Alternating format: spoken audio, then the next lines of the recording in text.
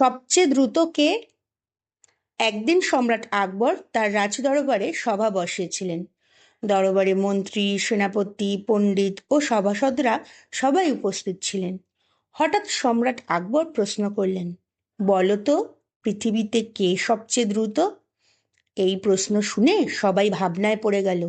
একজন সভাসদ বললেন, মহারাজ, ঘোড়াই সবচেয়ে দ্রুত। আর একজন বললেন, না মহারাজ, বাতাসই সবচেয়ে দ্রুত। দরবারে এই নিয়ে আলোচনা শুরু হয়ে গেল। তখন সম্রাট আকবর বীরবলের দিকে তাকিয়ে বললেন, বীরবল, তুমি বলো, তুমি কি মনে করো?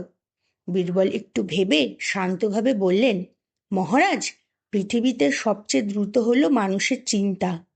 এই কথা শুনে সবাই অবাক হয়ে গেল। আকবর কৌতূহলী হয়ে জিজ্ঞেস করলেন, চিন্তা কিভাবে সবচেয়ে দ্রুত?